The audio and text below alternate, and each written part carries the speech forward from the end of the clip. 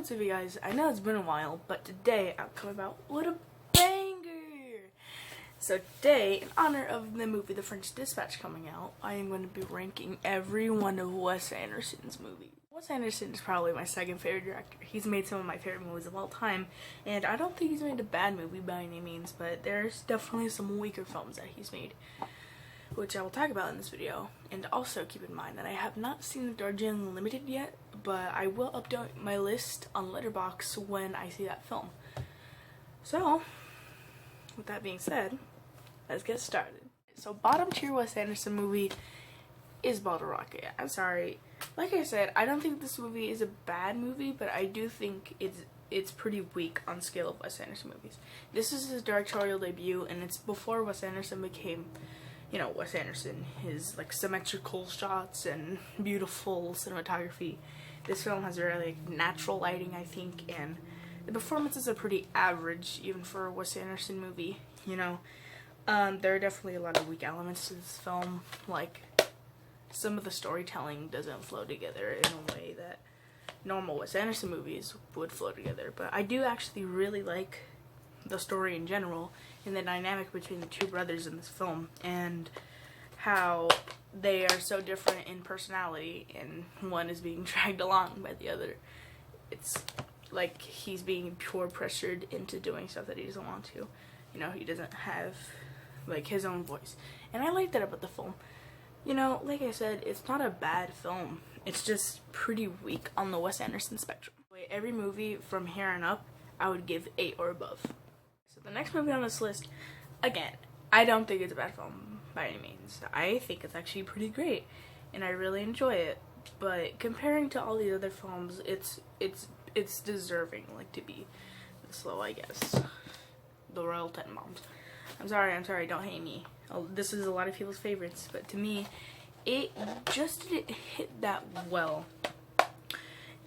At some point, the movie gets very slow and repetitive during the middle, in my opinion. But everything else is amazing about this film. The music, the performances are great. They're very, you know, Wes Anderson. This is probably the most Wes Anderson movie. Again, the story is amazing. I think it's very original. And the soundtrack is phenomenal. It's one of the best soundtracks I've ever heard. Cinematography, like any other Wes Anderson film except Bottle Rocket, is great, and it really just adds to the whole atmosphere in the film and how the characters act. The color palette's amazing. I just really love it in general. Again, like I said, it does feel very boring and repetitive during the middle, in my opinion. But, you know, everything else besides that would, if it wasn't that boring and repetitive towards the middle, this would probably be a higher ranked on my list. By the way, I'm not talking a lot about some of the other films on this ranked list because, number one, I have a lot of things to say about that because it's in my top 3 favorite movies of all time, and you'll know it because I won't mention it until the very end, so keep in mind for that. Next movie on my list is Isle of Dogs, released in 2018. This was my favorite animated movie of 2018. I loved a lot of things about this movie. The animation is gorgeous, and I think it's even better than Fantastic Mr. Fox, and even better than Spider-Man Into the Spider-Verse. I love the narrative and the story. I love the humor that's used in this film. It's very effective. It's used appropriately in scenes and not very out of place like Us. It came out last year. I really did not like that movie. But I love the comedy. Wes Anderson is really good at having, you know, humor in these dark stories, and it really adds to the film, and it doesn't feel weird or out of place. The soundtrack is really great. I love the score to this film. It's really amazing. I just love a lot of things about this film. Though 2 things I did not really like about this film is the female love interest in the film. I felt her character was very unnecessary and unneeded, and if she wasn't in the film, then it wouldn't have any impact to the plot at all. The film does feel a little slow towards the end and middle, but you know, it really picks up like towards the very end. You know, in my opinion, it's a really great film that I would recommend to pretty much everybody except for like kids, you know, because this isn't actually like a kids movie. It's rated PG-13. So either way, go check it out. It's really good. Next movie is Moonrise Kingdom. This is actually my sister's favorite Wes Anderson movie, and I can understand why this would be someone's favorite, but personally, it's not. Though I would give it 10 out of 10. This was my favorite movie of 2012. The story really kept me. It was really compelling, and I was invested throughout the whole thing. Not a single bit of it feels slow or, you know, too fast. You know, it's a perfect mixture of both. I love all the performances. The child actors are actually great in this film, which is surprising to see in a lot of movies. The cinematography, like every one of his films, like The Bottle Rocket, is phenomenal. You know, it's probably the best looking Wes Anderson film, next to the Grand Budapest Hotel, which I'll talk about later, but this is definitely probably his second best looking film. There's also some familiar Wes Anderson faces like Bill Murray and Jason Schwartzman, which give great performances. They're basically a key element in every Wes Anderson film. They're basically in all of them. Anyway, I just love this movie. You know, having the two characters being children, I think really helps to it because I'm a child, and it's kind of like, yeah, I would like to go out and live on my own sometimes, but ultimately, home is here. That's the whole message of this film, really. Like, childhood doesn't last forever, I guess you can say. Yeah, but I would recommend this for everyone. It's a film like that where I can recommend it to anyone, and pretty much anyone could enjoy it, actually. It's really funny, really heartfelt, actually, in some moments, and really compelling. I actually really adore that film, and I would give it, like I said, 10 out of 10. Number 4 is The Life Aquatic with Steve Zissou. This is the only Wes Anderson movie to make me cry. I just love this movie on so many different levels. The comedy, the serious tone of it all sometimes. The ending is the part that makes me cry. It's beautiful, and it's really sad. I want to keep this short because I don't want to spoil a lot of things from it. I will just say, you're going to be tearing up in this film, definitely. 3 is The Grand Budapest Hotel.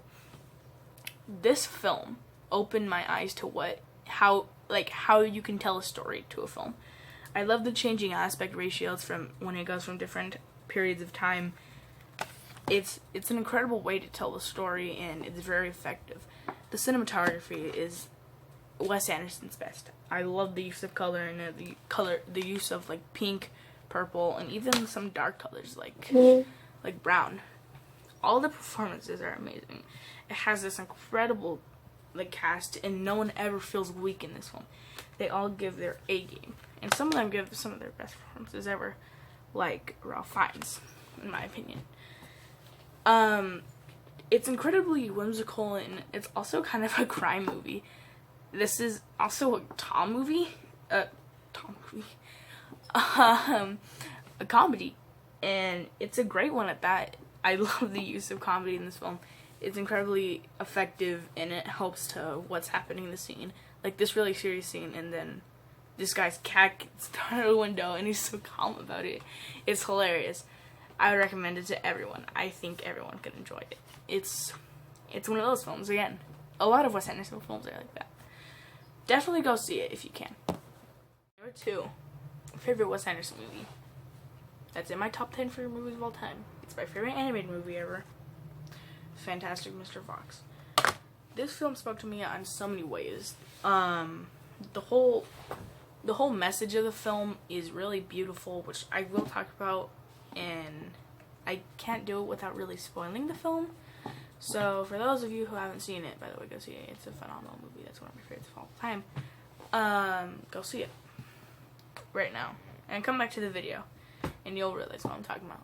So, the whole film isn't about Fantastic Mr. Fox learning or just like the whole film isn't about him learning to become a better father, which it kind of is, but that's not the whole, like, the main thing about this film. The film is about him coming to accept what he is, a wild animal. Throughout the whole film, whenever people mention wolves, he gets all paranoid, and the reason why is because he's afraid. He's afraid of coming to terms from what he is.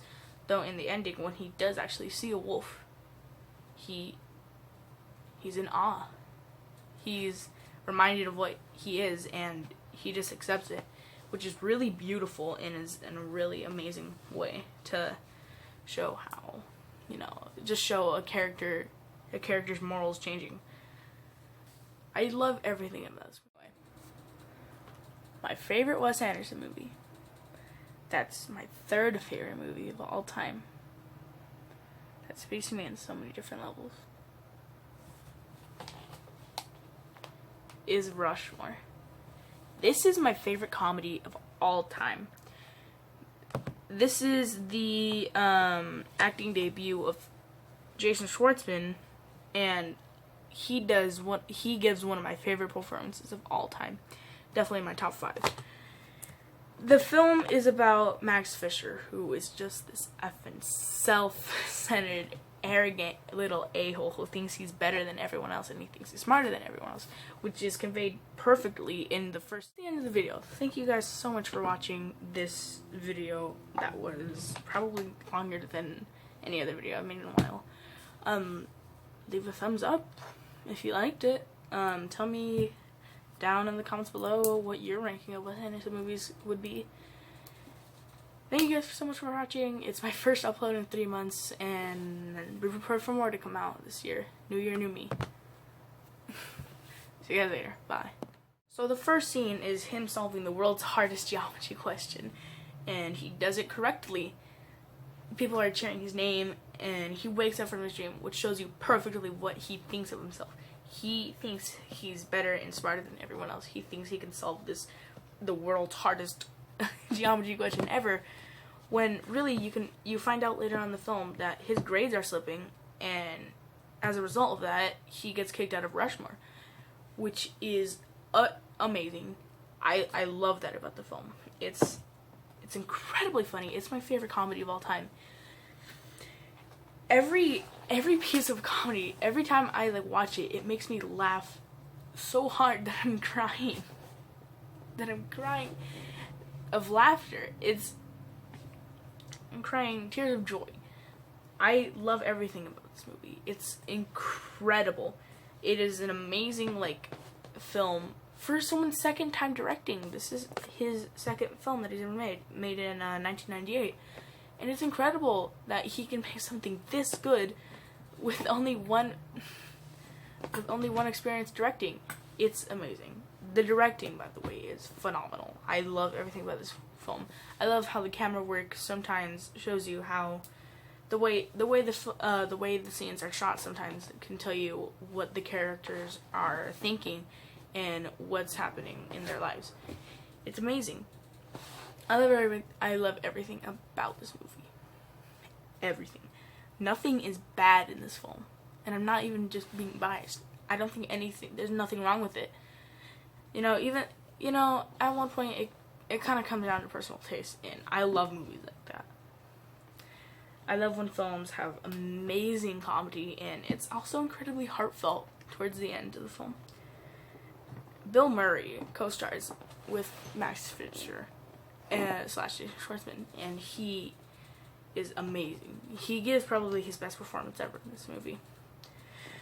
Or at least one of his best performances, because Bill Murray has a great catalog of films behind him. The cinematography isn't great, but it's not bad. It's not Bottle Rocket level, even though it's his second film. It's incredibly atmospheric, and the tone is a great mix of comedy and kind of serious. This has probably the best soundtrack to any film. Not the best score, though one of the best. It's the best soundtrack. It has some of my favorite songs of all time. I have the record, and I've listened to it almost every day. As I said, I love everything about this movie, and I would highly, highly, highly recommend this movie to pretty much everybody. Again,